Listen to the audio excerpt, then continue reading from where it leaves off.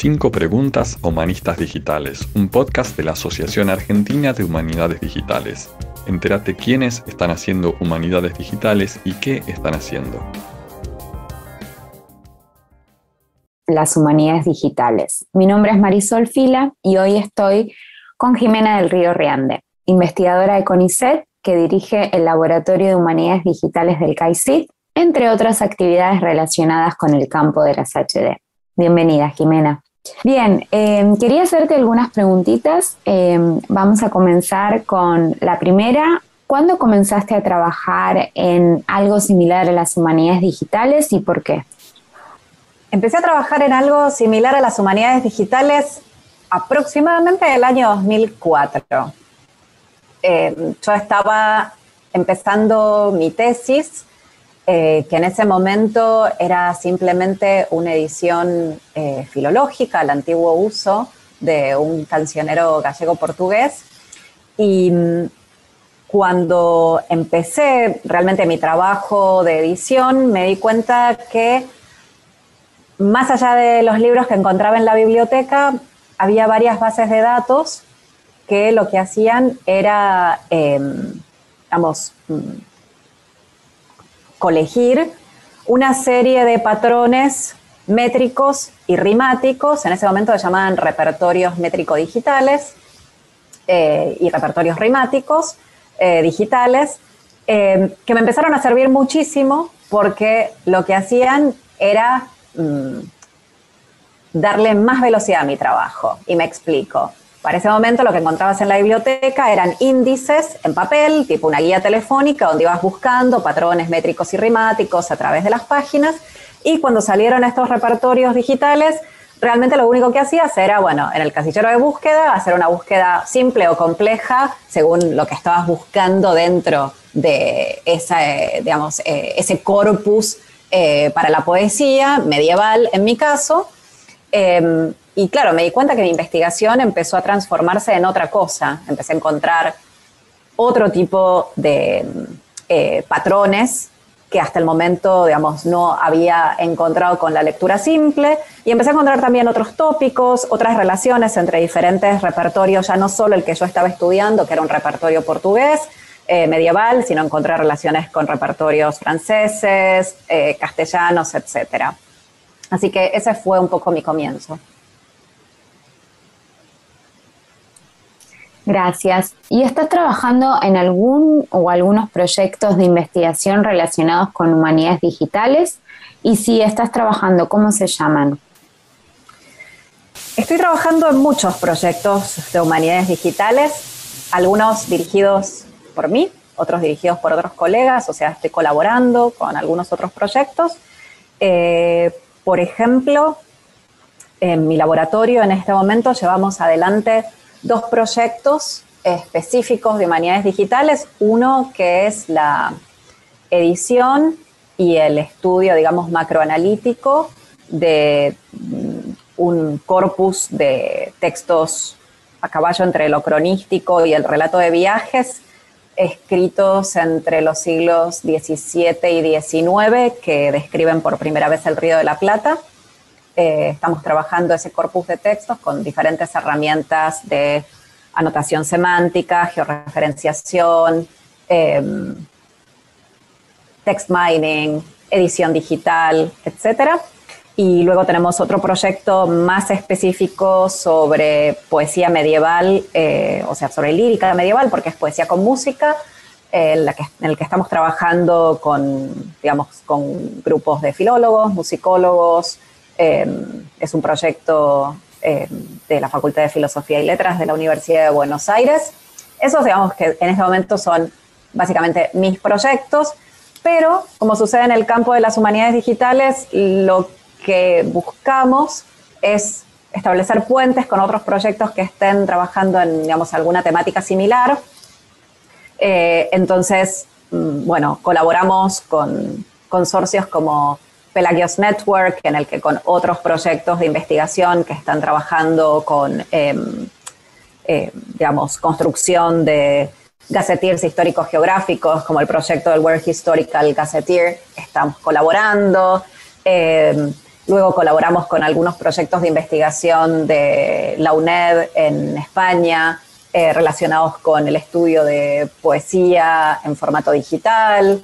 Creo que de los proyectos que tenemos y de los temas que tenemos en los proyectos, lo que hacemos es justamente trazar puentes con proyectos similares y con investigadoras, investigadores que estén interesados en esas temáticas, e intercambiemos datos y experiencias.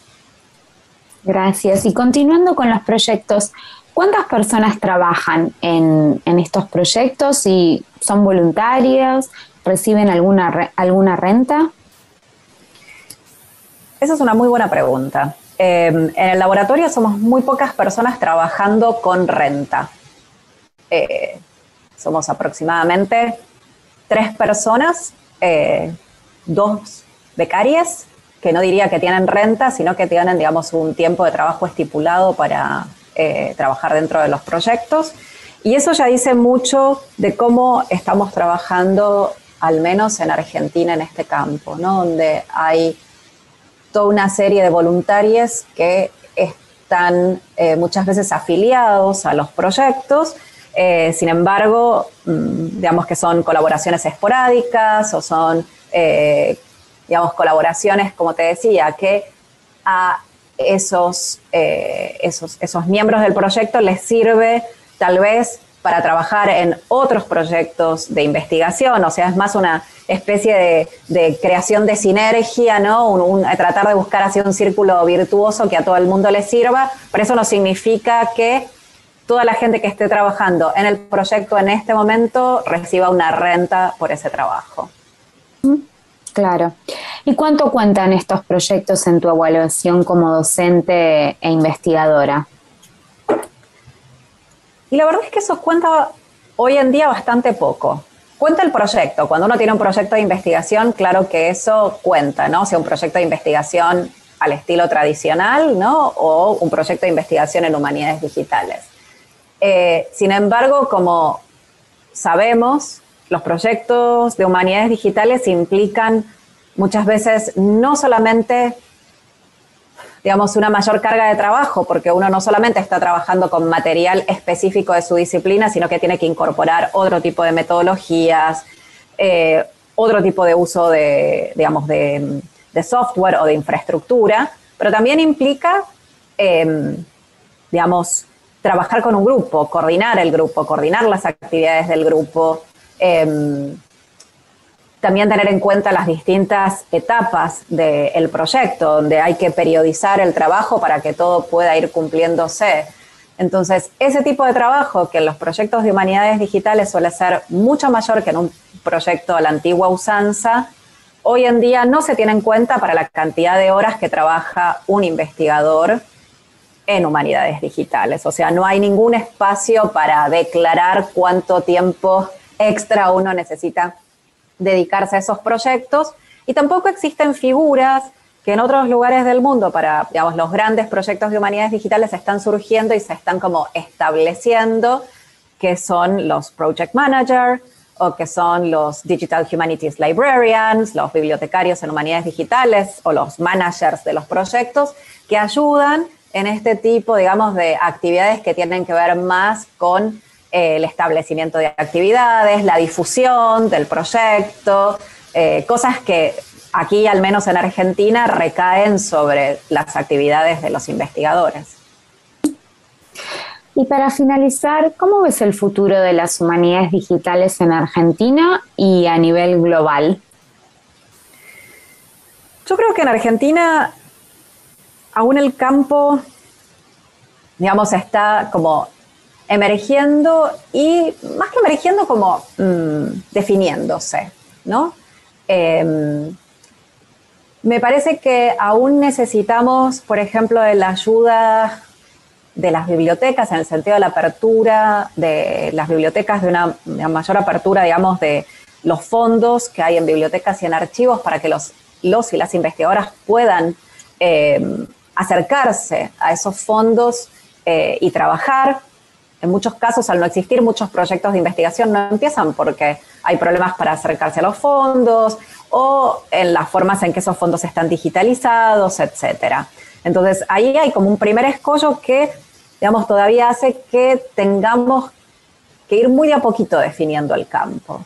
Pues otra cosa que me parece interesante, y esto lo he conversado con otros colegas de la región, es que, digamos, nuestra definición de humanidades en América Latina es un poco más extendida a lo mejor de lo que podríamos encontrar en Europa o en otros países. Entonces, muchas veces aproximaciones más sociológicas o desde los estudios de medios, etcétera, empiezan a confluir con el trabajo de las humanidades digitales.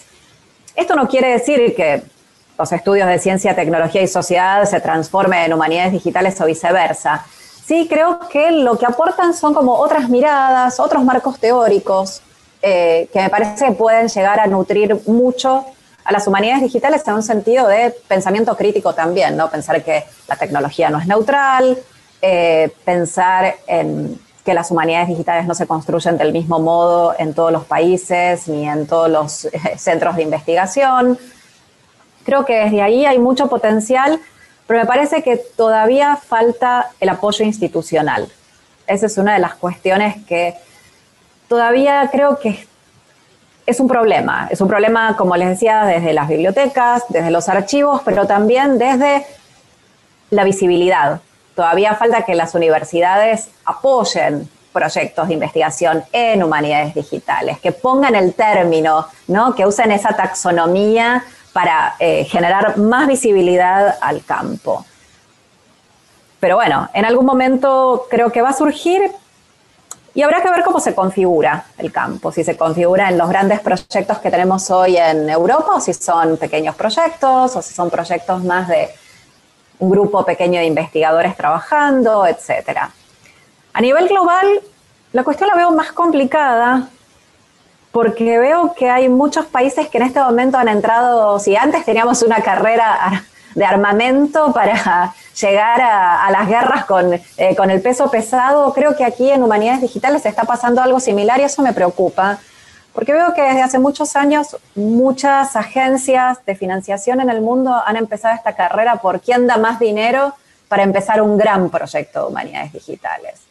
Y en muchos casos se integran investigadores de todo el mundo, pero también compañías, bueno, grandes proyectos en los que evidentemente van a entrar solamente las grandes potencias y los pequeños países no van a entrar. Y ahí me pregunto hasta dónde llega el rol del investigador en humanidades digitales. ¿Un investigador puede llevar adelante por sí solo este tipo de proyectos macro donde entran una veintena de países para trabajar en corpus gigantes, donde empieza a aparecer la figura de las empresas que se hacen cargo del data mining de esos corpus, etcétera?